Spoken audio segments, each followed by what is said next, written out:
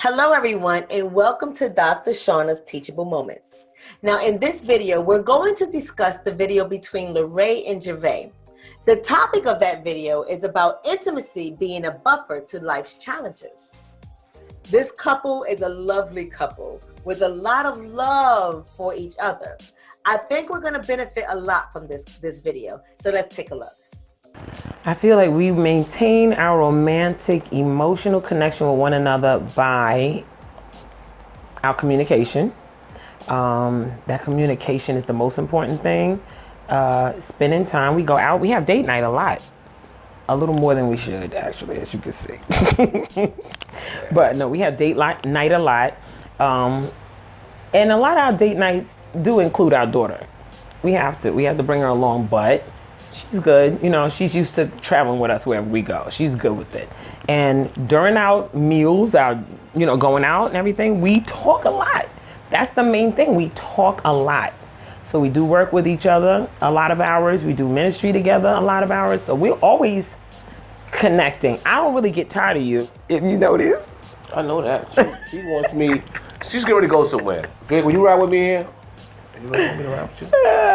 Yeah, why? Because I just want you with me. I don't want to be in the car. We could just talk and hang out. Okay, let me stop the video right there for a moment. As you can see, Lorraine described her relationship to her husband as best friends. Now that's important because I don't want to give off the false idea that this couple is a perfect couple. You know, that kind of couple we see in the public that they're best of friends, they do everything together, they're always taking images of each other, pictures, posting it. It's just like, oh my God, give me a break. But that really does exist, and that is healthy in relationships. So one thing I want to point out is that this couple, Lorraine and Gervais, experienced a lot. I don't want to give off the false belief that they was always happy.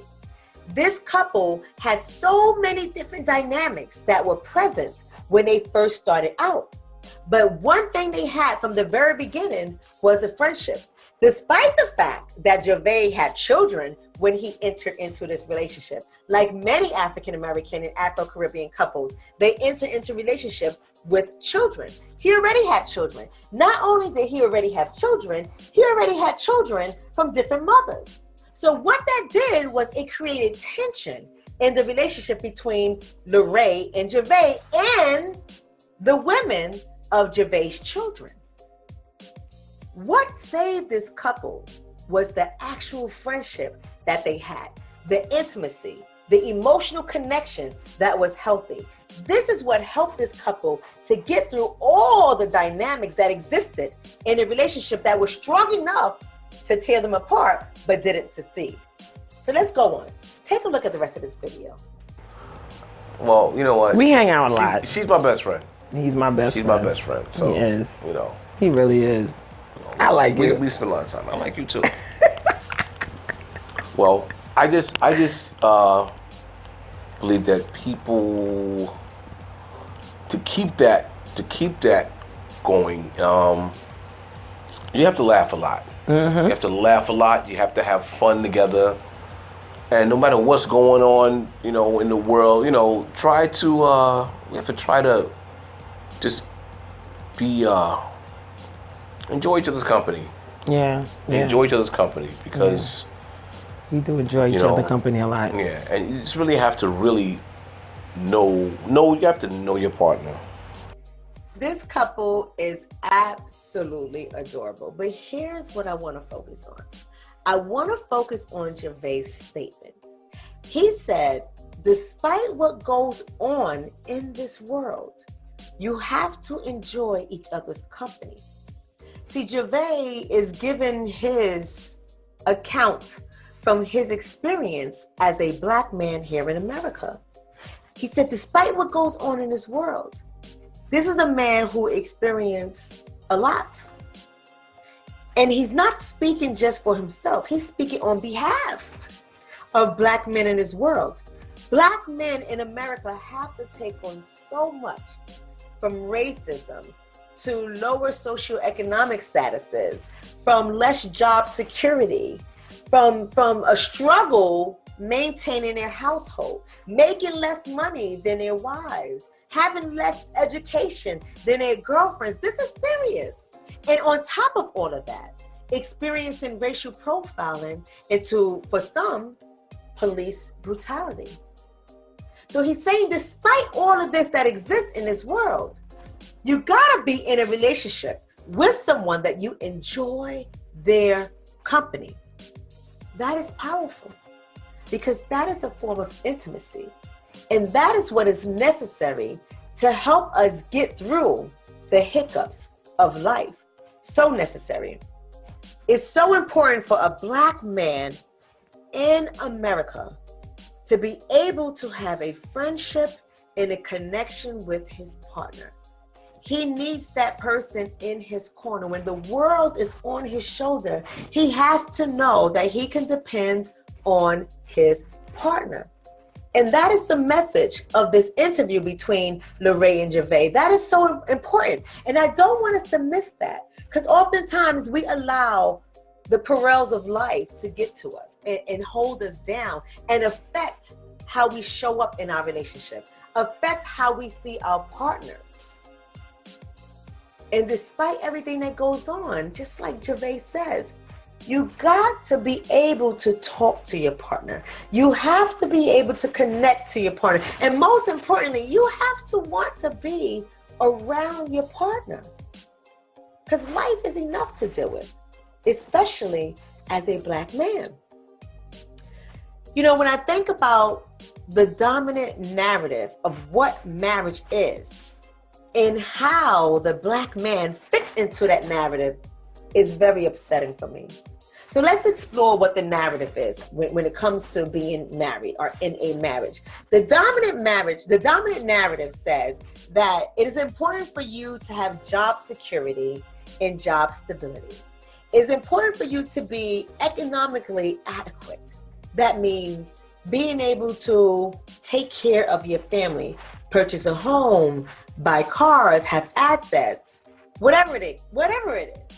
Being able to adequately support your family financially. There's so much regarding the dominant narrative of marriage. And when you think about that, and you think about the reality of many Black men, it just doesn't add up. Now, Black men here in America, not all, but too many of them, and you can look at the stats, look at the numbers to verify this. A lot of Black men are the last to hire, the first to fire. They have less education than the women that they are with. They are not able to meet or match the Black woman dollar for dollar. In this day and age, there are more Black women making more money than Black men on any given day. So if the dominant narrative about marriage says you have to be able to adequately provide for your family financially, you have to have job security, job stability, and job satisfaction. And we know that Black men are amongst the highest group that experience unemployment. It just doesn't meet the dominant narrative about marriage. So not only does he have to deal with the weight of the world, but to come home with a partner that he just doesn't connect with, that he's always fighting with, is detrimental. Is detrimental to a marriage. We have to really think about that. We have to really think about how we are showing up for our Black men. It is so important to be your husband's friend in a marriage, because he needs that. He needs that emotional support to be able to go back into the world the next day. So as an Afrocentric couples therapist, in my work with couples who are African American, descendants of slaves, Afro-Caribbean, however you wish to identify, I help my partners analyze how they view one another and how much of their perception of their partner is rooted in the dominant culture. How much of that is important? Because many times we don't recognize that this is happening. This is a subconscious thing that goes on in relationships between Black men and women. So it's important for us to explore this deeply in therapy. Another thing to explore in therapy is how we are showing up for our partners. Are we showing up as a friend, or are we showing up as an enemy? And what are we actually fighting for when we have tension, when we're not able to connect? Why? What is that rooted in? What are our belief systems about what marriage is? What are our belief systems about what it is to be a man, what it is to be a woman, what it is to be a Black man, what it is to be a Black woman here in America? That's important to explore in therapy.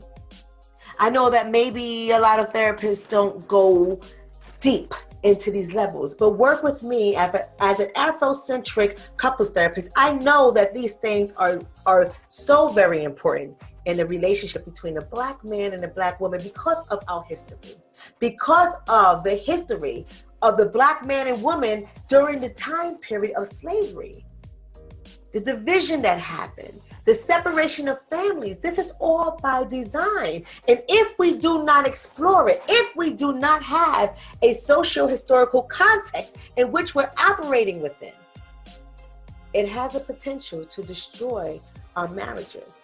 And lastly, what I do when I work with African American couples or those who are of the African diaspora, what I do is to explore the concept of marriage. What does it actually mean to be in a marriage with someone? And I do this particularly because many of our African American couples, many of them did not come from two-parent households. So they didn't have healthy examples of what marriage looks like. So they have adopted their idea of marriage from what they see in media, what they see on television, what they see on social media, what they hear on radio, what they assume is going on just by watching other couples. So if we don't explore this, we are not aware of how much of other people's belief systems about marriage we take on in our marriage. And the reason why that is something you don't want to do is because African Americans, or those of us of the African diaspora, our experiences and our circumstances here in America is not comparable.